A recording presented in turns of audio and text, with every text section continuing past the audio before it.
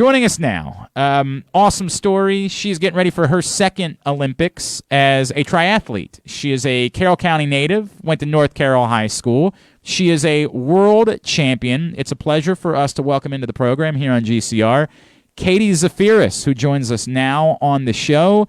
Katie, it's Glenn and Kyle back in Baltimore. It's great to chat with you. Thank you so much for taking the time for us, and congratulations on being an Olympian again. Oh, thank you so much. Thanks for having me. Absolutely. Katie, can you take me back? I was reading a lot about your story recently, and some stuff that really fascinated me. You were a soccer player in high school, correct? I was, yes. I grew up playing soccer.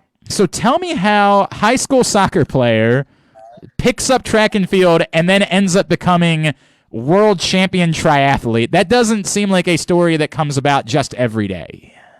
No, and it's a longish story, but I'll try to make it a bit shorter. I grew up, I would have said growing up, my main sports were soccer, lacrosse, and swimming. Okay. So when I was in high school, when I first started, it was for those three. But ultimately, lacrosse, I decided wasn't for me anymore. And I decided to run to stay in shape for soccer in the fall.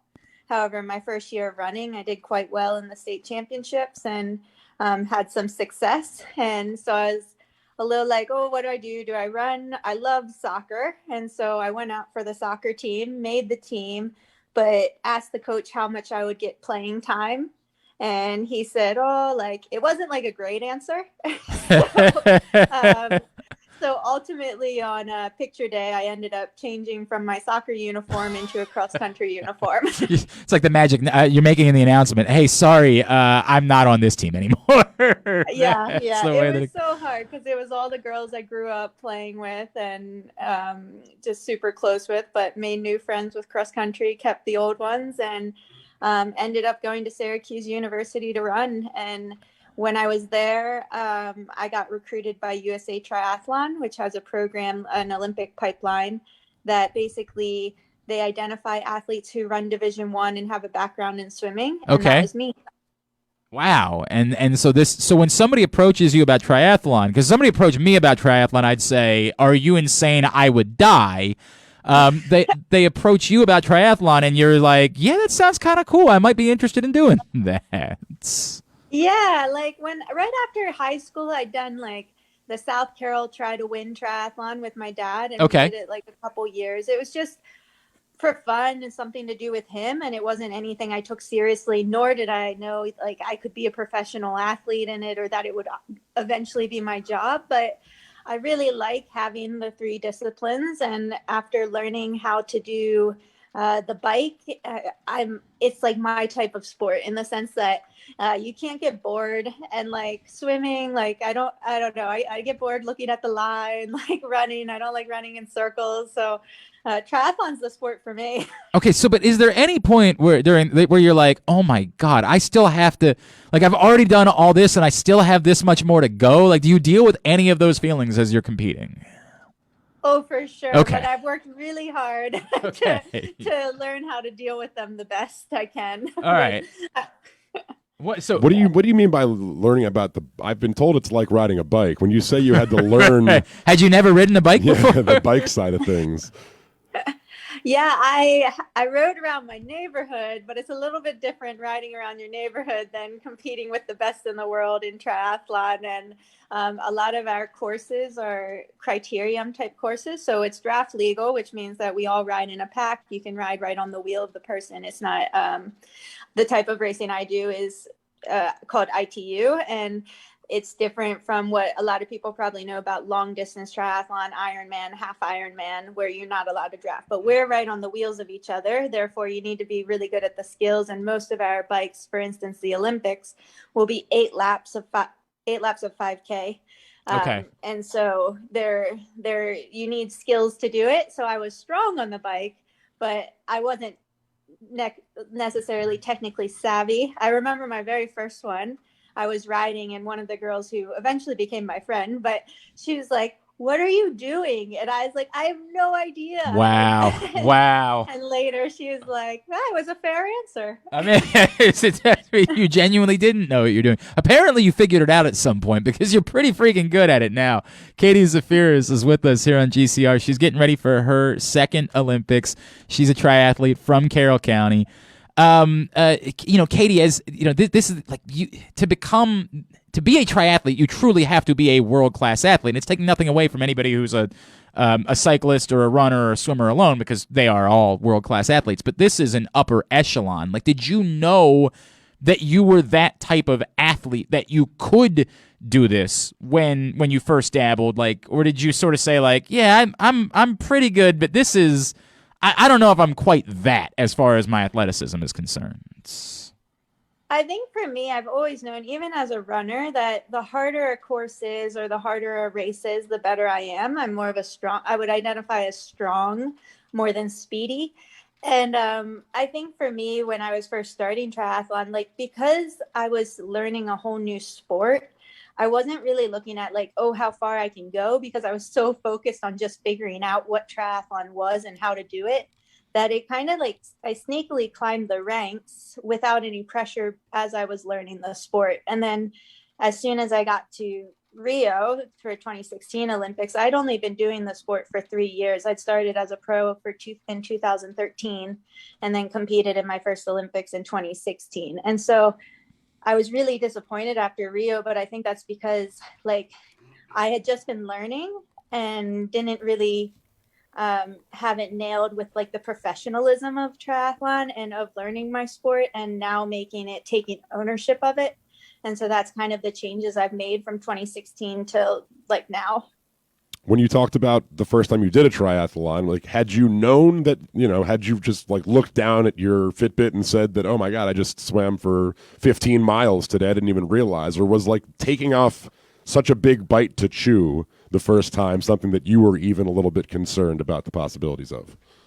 Well, the first time I like the one I did with my dad, I had no idea what I was doing really. Like I walked my bike up the hill, and then there was another race a couple times after when I was before I was a professional, and a guy came up behind me on the bike, and he's like, we were going up a hill, and he's like, you have another gear to shift down to make it easier. And I said, yeah, but I don't know how to do it. And it's high risk because if you get it wrong, you might go to the wrong gear. So it definitely took like learning, and I was like the one I did with my dad, it was just for fun. So it didn't really matter to me at that point. I just wanted to do it, and I thought it was cool to get to like have it all put together. But the run felt terrible off the bike. I remember that. I was like, for being a runner at the time, I was like, oof, this is hard. I can't even imagine. No, I just can't even right? Any of the parts of those races seem My like God, just sound like a nightmare. Remarkable. Katie Zaferes with us here on GCR. Katie, you brought your dad up a lot. You've spoken. You guys, you lost your father over the course of the last year. Can you take me through what it's been like trying to get back into this, ready for the Olympics, and dealing with such a profound loss in your life, someone who meant so much to you, and how important maybe it makes competition now for you, like knowing that you man, and I don't know if it's competing in his honor, something along those lines. Yeah, it was really hard. It was really unexpected, and it's like the worst fear I've ever had was losing my parents. And you're gonna lose your parents eventually, but not as early. And with my dad, he's so intertwined in my triathlon career and really journey that him being the first one I ever did a triathlon with on Father's Day. So when he passed away, it was really hard, and it was really hard too, because not that you can say like with timing for it, but I was preparing for an Olympic qualification event and went home for 2 weeks and really didn't prioritize triathlon at all, because and I don't regret that one bit. Of course. I went and was with my family, but ultimately I knew what my dad would want, which was to continue this journey, and I know he'd be with me in a really different way. And I knew like my mom and my family, my sisters, they were all the same, really supportive. So after 2 weeks of being home, I went and went back to Europe and started training for a couple races. They really didn't go very well. I think the first one, I just wasn't emotionally ready. It was a month after my dad had passed away that I was competing, but I also knew I had to do it. I had to have a race without my dad sending me before every race. He sends me a text message saying, just like race hard and have fun. And with the swim, bike, run emojis and some hearts. And I knew that's all he wants from me. And I think for that first race though, I was like, all right, Dad, you need to help me. You need to be here with me. And ultimately after that race, I was like, you know what, like, as nice of a thought as that is, like, I've never relied on anyone for racing. I always enjoyed bringing people along for the journey, but not depending on them for a specific outcome or for me to do well. And so moving on, I know that my dad's watching me, but he's watching me in the same way he always has. And when it comes to triathlon, I know what to do. Do you try to, is there a symbolic way that you try to carry him with you now as you go compete in Tokyo? I think just knowing he's there, and I'm going to have an ice cream when I'm done for him. That's and cool. I'm going to do my best to just have fun and race like he knows I can. I mean, really what he's always wanted from us is simple, and it's to do our best. And as long as we do that, like, he's proud of us. So the great thing is he was always super vocal about that. So we don't really have to guess what he wants or needs from us. So my plan is to race hard and have fun and go celebrate with an ice cream after. Have you demanded it has to be this kind of ice cream, USA Triathlon? We need you to have this on hand, or are you any old ice cream will do? I don't know if I'm going to be able to make the specific request, so I might just go with any old ice cream. All right, we'll take that. We'll take I'm not that. picky to begin with. The experience, the first time being there, a lot of people talk about how profound it is, like realizing it's not just you competing, you're truly representing your country, you're representing the place that you're from. How much of that did you feel the first time, and do you expect it to be different now going back a second time because you've been there before? Yeah, for sure. The community aspect of the first Olympics was the most amazing part, was just feeling not just like Carroll County, but Syracuse, where I went to school, like places where I've trained, like all these communities that I've been a part of, and how they just kind of rallied behind me for Rio was really like just an amazing feeling. And then for the actual race, like, I was quite disappointed with my result. And because we were the second to last event for the Olympics, I think the marathon was the only one after us. I was like so tunnel visioned on my race that, like, after the race, I was disappointed with my race. And then I was like, oh no, like, the Olympics is over. Oh, you didn't get to like go enjoy yourself afterwards and like see, yeah, sure. Yeah, so we went to the closing ceremonies, and that was amazing. Like, I got a picture of Simone Biles, which was super cool. And just like being on the stadium ground with, like, surrounded by all the athletes with the passing of the torch. And even at that point, I was like, okay, my goal is to now qualify for Tokyo. I think it was such a impactful like race and experience for me, both in the way that it was disappointing, so it shaped how I like changed what I did moving forward to, I think, help me grow as an athlete and a person, but also just the experience was really cool. And now going into Tokyo, it's going to be different, obviously, because there's no international spectators, and right, family won't be there, but at the same time, I'm really excited to take in the experience. I'm going to be there pretty early for my race. So I go in on the 19th, and my race isn't until the 27th, but so I want to soak it in a That's little cool. bit more this time. Is there somebody else that's on your list to try to get a selfie with this time? Like, is there somebody that you didn't get to the last time, or somebody that's there this time that you're like, I've got to figure out a way to like just accidentally be in the cafeteria at the same time as they are, something like that? Well, I always like finding my fellow American athletes, and like last time when we went to the White House after, like finding Kyle Snyder, who's absolutely, and also Carroll County guy. Yep. So that's really exciting for me, and just seeing like all the athletes that you're used to watching on TV, and seeing them in person is just a really cool experience. I mentioned you won a world championship a couple years ago. What will it take? What has to change, or what has to go right for you in order to replicate that success this time and find yourself on the podium in Tokyo? I think I really just have to race like me, which is a really nice feeling to know that if I race at my best, then my best should be good enough, and I don't have to do anything super crazy, or it's just being strong across the board, swim, bike, run. And I like when people ask me the question like, oh, what's your favorite of the 3 disciplines? And I get to answer like, it depends on the day, and on a good day, I'm strong across the board. So I'm really looking forward to just using everything I learned since Rio and putting it into place come Tokyo. I mean, it sounds easy. I'm sure it's not quite as easy as it sounds, but it sounds easy. It sounds like just go out and do what you can do, and we're talking about a gold medal, and that's the end of it. I'm sure there's a few other factors that will play out as the race goes on. Katie, what's is there a, can we, I just want to have some fun since we have you. What's the biggest superstition that you do have pre-race? You mentioned the ice cream after the race. What's the biggest pre-race superstition that you have in preparing for competition? Oh, pre-race superstition. I always think about these when I'm not put on the spot, and now I can't think of them. Right. Like, when I'm actually doing it. One of the things that I do is I don't know, this isn't a superstition, but I write out my race before it happens. So okay.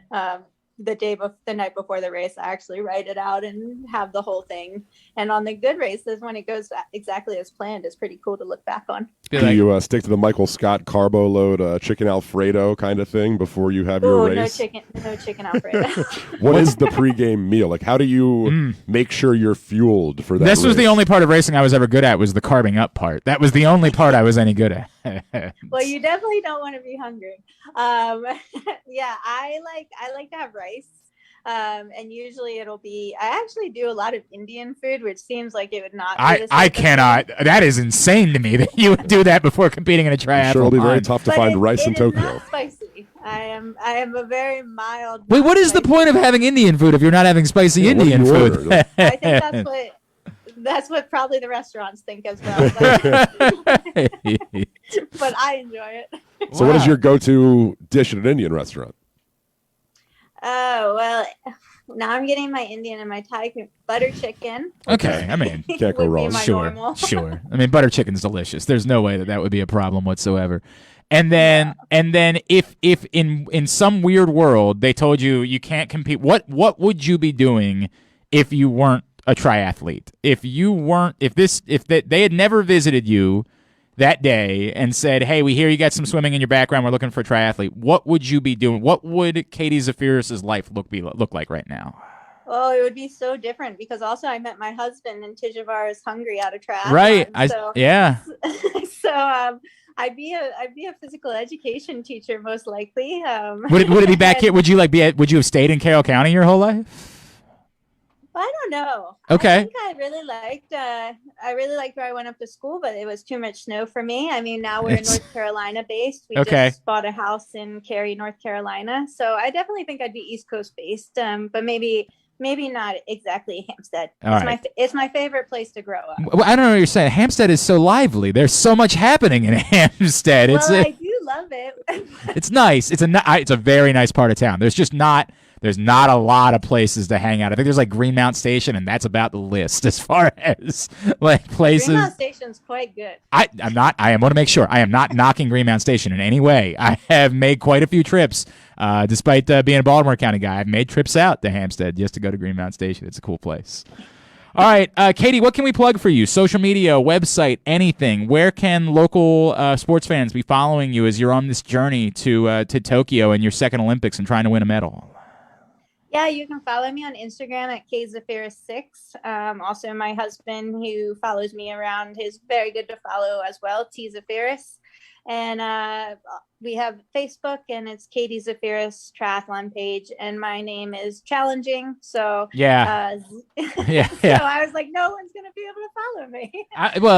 I was gonna spell it out if you didn't. So. Yeah, Z as in zoo, A, F as in Frank, E as in elephant, R, E as in elephant, S as in Sam. There you go. Clearly the first time she's done Yes, that. she's never had to spell out her name before for anyone whatsoever. They're all like the trickiest letters that no one knows what you're saying. It's true. They all just sound like E's. Exactly right. Z. Yeah, I totally get it. Katie, we're so happy for you. Congratulations on everything. We can only imagine how proud your father must be feeling, where he is right now, seeing you continue to live out this dream. Best of luck in Tokyo. Go get him, and look forward to catching up with you again after the Olympics are over, all right? Thank you so much. Me too.